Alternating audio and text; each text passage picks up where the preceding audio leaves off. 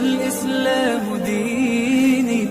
ومحمدا رسول. أعوذ بالله من الشيطان الرجيم. بسم الله الرحمن الرحيم.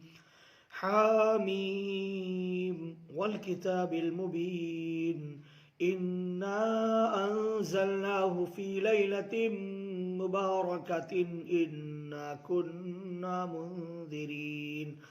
فيها يفرق كل أمر حكيم أمرا من عندنا إنا كنا مرسلين رحمة من ربك إنه هو السميع العليم. صدق اللہ مولانا العظیم. سورۃ الدخان کی ابتدائی آیات تلاوت کی گئی ہیں. سورہ دخان مکی صورتوں میں سے ہے اور اس کے اندر 59 آیتیں اور 3 رکوع ہیں. قرآن کریم کی بعض صورتوں کے جو انفرادی فضائل ذکر کیے گئے ہیں انہی صورتوں میں سے یہ سورہ دخان بھی ہے. قرطبی نے ایک روایت اس سلسلے میں اس کی فضیلت میں نقل کیا. حضرت ابو ہریرہ رضی اللہ عنہ سے وہ فرماتے ہیں کہ رسول اللہ صلی اللہ علیہ وسلم نے فرمایا کہ جو شخص جمعے کی شب میں سورہ دخان کی تلاوت کرے گا صبح وہ تمام کے تمام گناہوں سے بخشایا ہوگا، اس کی بخشش ہو چکی ہوگی.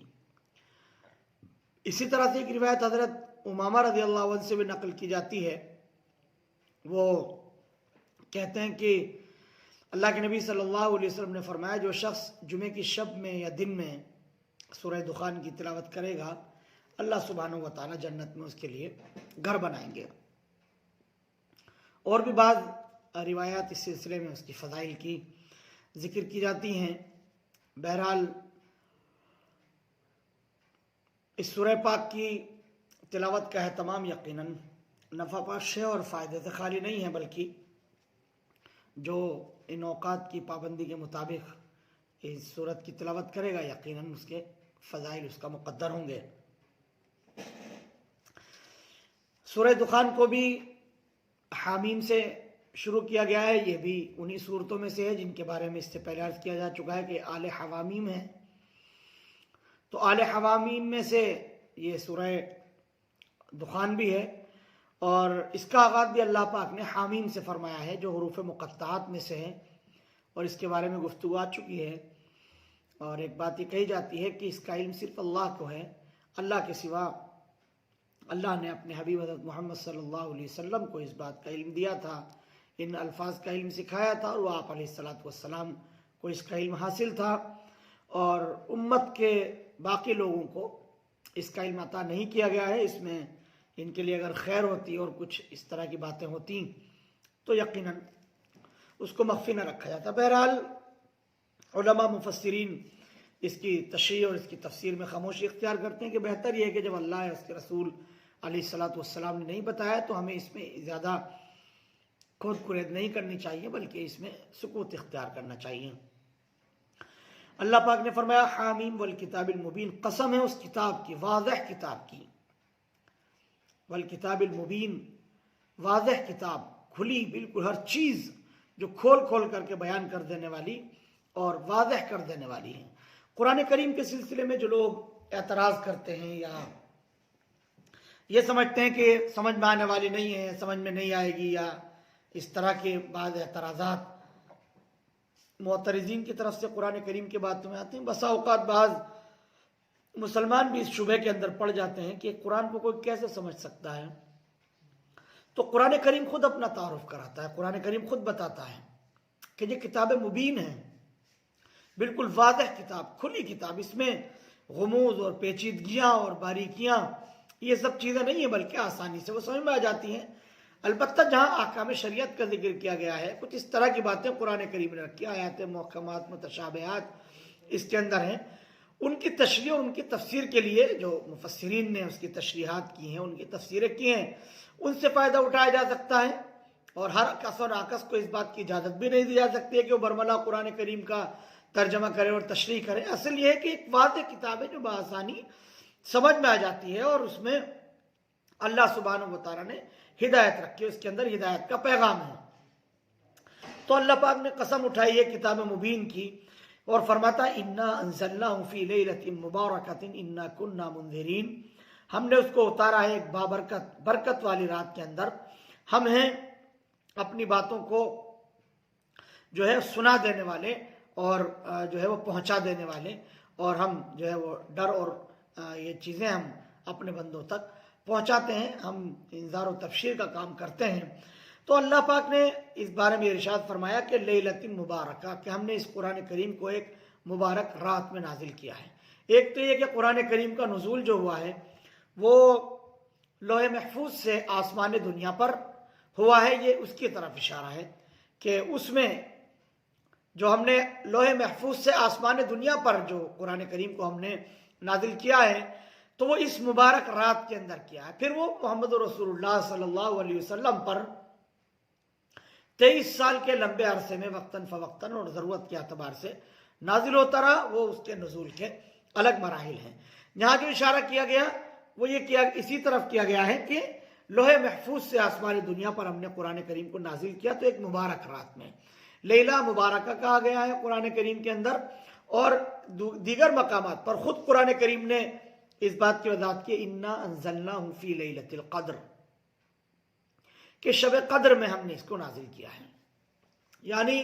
جو رمضان کے آخری عشرے کی جو راتیں ہوا کرتی ہیں ان راتوں میں ہم نے اس کتاب کو، قرآن کریم کو، قرآن مجید کو نازل کیا ہے۔ تو قرآن کریم خود اس کی وضاحت کرتا ہے کہ لیلہ مبارکہ سے یہاں پر رمضان کے آخری عشرے کی راتیں ہیں جن کو شب قدر کا نام دیا جاتا ہے، جو شب قدر ہیں۔ بعض شارحین یہ سمجھتے رہے ہیں کہ لیلہ مبارکہ سے 15ویں شعبان کی جو 15ویں شب ہے وہ مراد لی گئی ہے اور اس کو لیلۃ مبارکہ کہا گیا ہے۔ یہاں پر ایک بات قرآن کریم نے فرمائی فیہا یفرق کل امر حکیم، اسی میں جو ہے وہ جدا ہوتا ہے ہر کام جو ہماری طرف سے ہوتا ہے جانچا اور پرکھا ہوا، امرا من عندنا انا کنا مرسلین، حکم ہو کر ہماری طرف سے، ہمارے پاس سے، ہم ہی اصل ہیں جو بھیجنے والے، یعنی اللہ سبحانہ و تعالیٰ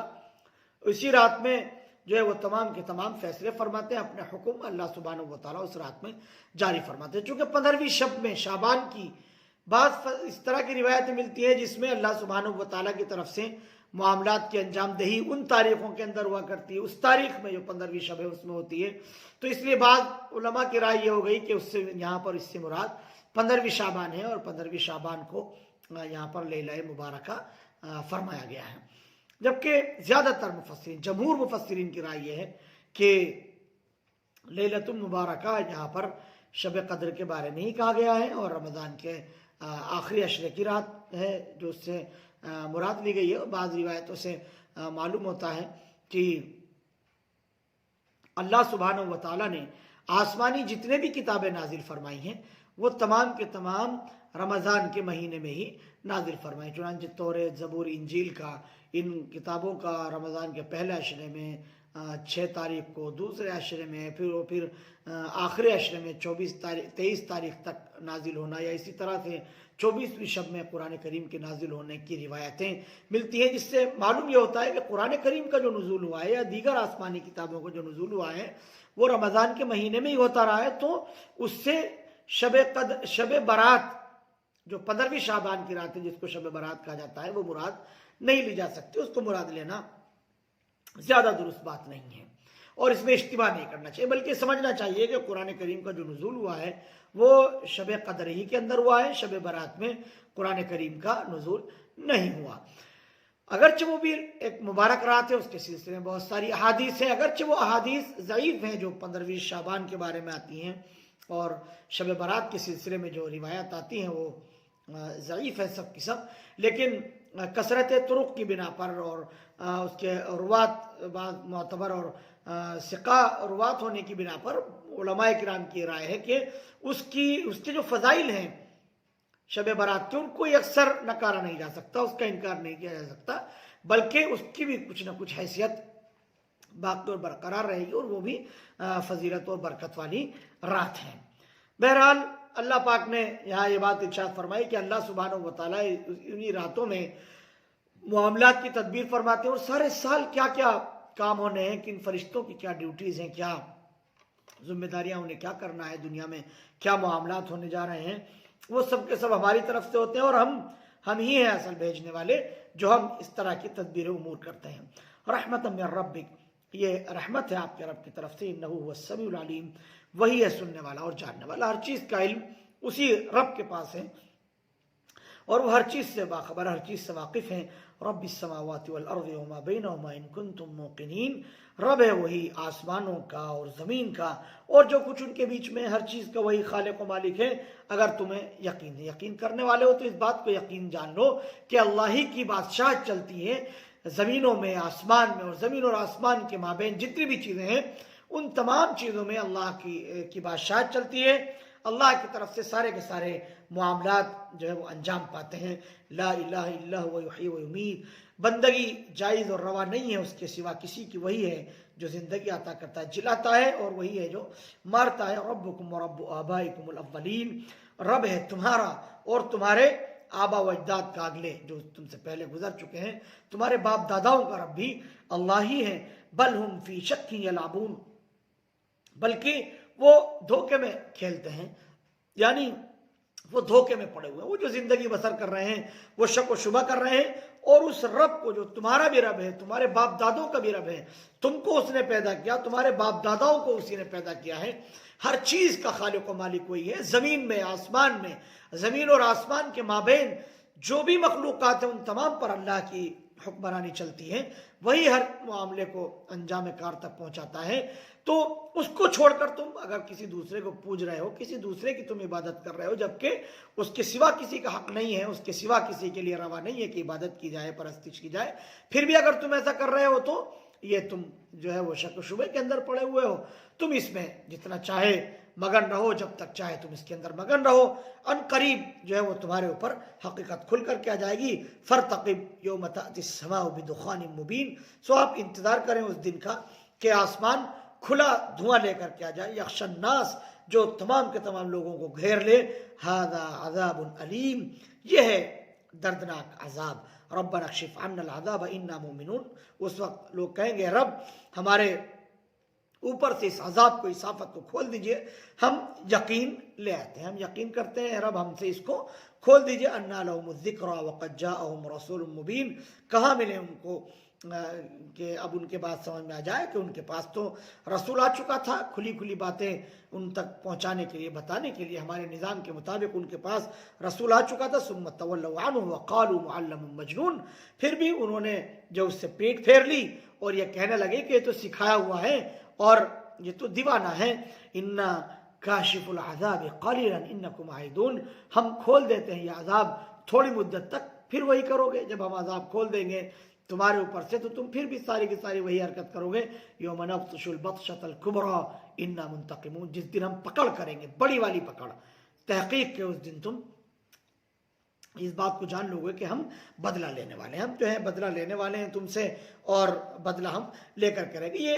یہ وہ باتیں ہیں جن کا تذکرہ اس سے پہلے بھی قرآن کریم کی مختلف آیات کے اندر آ چکا ہے کہ ان لوگوں کے سامنے ہمارے رسول آ چکے، اس کے باوجود یہ قرآن آیات کی تکذیب کرتے ہیں اور جو ہے وہ جھٹلاتے ہیں، نہ ہمارے نبی رسول کو جھٹلا دیا کرتے ہیں، اور یہ ان کی باتوں کو تسلیم نہیں کرتے ہیں، مانتے نہیں ہیں۔ یہ موقع ان کے اوپر مستقل چلتا چلا رہا ہے، اس طرح کی چیزیں آ رہی ہیں، کسی مصیبت میں گر جاتے ہیں تو ہم سے مدد کرتے ہیں، ہم سے سوال کرتے ہیں، جب اس پریشانی، اس کلفت و مصیبت کو ہم دور کر دیتے ہیں تب بھی وہی کی وہی حرکتیں کرنا شروع کر دیتے ہیں۔ تو دخان، قرآن کریم نے یہاں پر فرمایا کہ اس دن کا، جس دن دخان آئے گا، دھواں، دخان کے معنی دھواں کیا آتے ہیں، آسمان کے اوپر دھواں چھا جائے گا اور وہ سب کو گھیر لے گا۔ مفسرین سے اس سلسلے میں مختلف اقوال جو ہیں وہ منقول ہیں۔ قول یہ ہے کہ یہ علامات قیامت میں سے ہے جو قیامت کے دن واقع ہوگا۔ قیامت میں دھواں ہی دھواں ہر طرف انسانوں کو نظر آئے گا، سب کو گھیر لے گا، اور جو دھواں جو ہے حضرت علی رضی اللہ عنہ، حضرت ابن عباس، ابن عمر وغیرہ اور حضرت ابو ہریرہ رضی اللہ عنہ، یہ تمام کے تمام وہ صحابہ کرام ہیں جو اس قول کو مانتے ہیں کہ یہ قیامت سے تعلق ہے اس کا، یہ اس دن ہونے والا فعل ہے کہ اس دن اللہ سبحانہ و تعالیٰ کی طرف سے حکم ہوگا دھوئیں کو، اور جو ہے وہ دھواں ہی دھواں چھایا ہوا ہوگا جو ہر ایک کو گھیر لے گا، اور اس کو ایک بڑی مصیبت لوگ تصور کریں گے اور گمان کریں گے۔ ایک قول یہ ہے۔ ایک اور قول اس سلسلے میں یہ ہے کہ یہ پیشین گوئی تھی جو ہو چکی ہے، یہ پیشین گوئی اللہ کے نبی صلی اللہ علیہ وسلم نے فرمائی تھی اسی تعلق سے، اور مکہ معظمہ میں قحط آیا تھا، اور جو ہے وہ پھر وہ قحط بڑا بھاری گزر رہا تھا ان کے اوپر۔ اللہ کے نبی حضرت محمد صلی اللہ علیہ وسلم نے دعا فرمائی تھی جب یہ دیکھا کہ لوگ بھوکے مر رہے ہیں، بچے مر رہے ہیں، جانور مر رہے ہیں، ان کے پاس پینے کے لیے پانی نہیں ہے، کھانے کے لیے دانہ نہیں ہے، ہر طرح سے وہ مجبور اور لاچار اور بے کس ہو چکے تھے۔ حضور پاک علیہ السلام نے دعا کی تو اللہ سبحانہ و تعالیٰ نے جو ہے ان کے اوپر سے جو ہے وہ جو بادل تھے وہ ان کو دھوئیں کی صورت کے اندر نظر آتے تھے، جس میں بارشیں نہیں ہوا کرتی تھی۔ اللہ کے نبی صلی اللہ علیہ وسلم نے دعا فرمائی تو وہ کلفت اور مصیبت ان سے دور کر دی گئی۔ تو یہ اس طرح اشارہ ہے کہ یہ ہو چکا ہے۔ ایک تیسرا قول اس سلسلے میں یہ ہے کہ دخان سے مراد وہ گرد و غبار ہے جو فتح مکہ کے موقع پر جب اللہ کے نبی صلی اللہ علیہ وسلم اور آپ کے صحابہ کرام نے جو ہے مکہ کو فتح کیا، ان کی گھوڑوں کے ٹاپوں سے جو آسمان کے اوپر دھول اٹھی اور وہ اس کے اوپر جو ہے وہ چھا گئی، اس طرح کی جو ہے اس سے یہاں پر جو ہے وہ دخان مراد لے لیا گیا ہے، وہ والا دخان ہے۔ بہرحال پہلا اور دوسرا قول ہے جس کو اکثر و بیشتر مفسرین اختیار کرتے ہیں، بعض صحابہ کرام اختیار کرتے ہیں۔ تیسرا جو قول ہے اس سلسلے میں کم ہی اقوال ملتے ہیں، زیادہ تر مفسرین کی رائے جو ہے وہ پہلے اور دوسرے قول کے تعلق سے ہی ملتی ہے کہ دخان سے مراد یہاں پر وہ ہیں۔ تو بہرحال جو یہ لوگ ہیں ان کی کیفیات یہ ہیں کہ جب ان کے اوپر سے کسی مصیبت کو اللہ سبحانہ و تعالی ہٹا دیتے ہیں، دور کر دیتے ہیں، تو ہمارے رسول کو بھی جھٹلانا شروع کر دیتے ہیں، اس کو بھی دیوانہ اور طرح طرح کا الزامات اس کے اوپر دھرنے لگتے ہیں، اس کو بھی اذیتوں میں اور پریشانیوں کے اندر ڈال دیتے ہیں۔ حالانکہ اگر ہم تھوڑی دیر کے لیے بھی ان سے تکلیف کو اور ان کو ہٹا دیں تو جو ہے یہ پھر جو ہے جو کیفیت ان کے اوپر تھی، ہماری بات ماننے کا عہد کر رہے تھے، ارادہ کر رہے تھے، نبی کی باتوں کو تسلیم کرنے کا ارادہ رکھتے تھے، یہ پھر واپس اپنی اسی کیفیت پر لوٹ جاتے ہیں اور ایمان نہیں لاتے، ہماری باتوں کو تسلیم نہیں کرتے یا اس ہٹانے کو ہمارا فضل اور ہمارا احسان نہیں جانتے۔ لیکن ہماری طرف سے اعلان یہ ہے، یوم نبطش البطشۃ الکبریٰ، جس دن ہم پکڑیں گے۔ تو یہ چھوٹی موٹی گرفت ہے، دنیا کے اندر ہوتی رہتی ہیں، ایک اصل گرفت اور پکڑ جو ہے وہ قیامت میں ہونے والی جو بڑی پکڑ ہوگی، بڑی گرفت ہوگی اللہ سبحانہ و تعالیٰ کی طرف سے۔ اللہ پاک فرماتے ہیں کہ ہم بدلہ لینے والے ہیں، اس دن قیامت میں ہم بدلہ لیں گے، پھر بخشا نہیں جائے گا، چھوڑا نہیں جائے گا، بلکہ اللہ سبحانہ و تعالیٰ جو ہے وہ حساب و کتاب کریں گے، اور انسان سے اس کی پوری زندگی کے بارے میں حساب و کتاب ہونے والا ہے۔ Thank you for watching Mufti Ashik Phulati.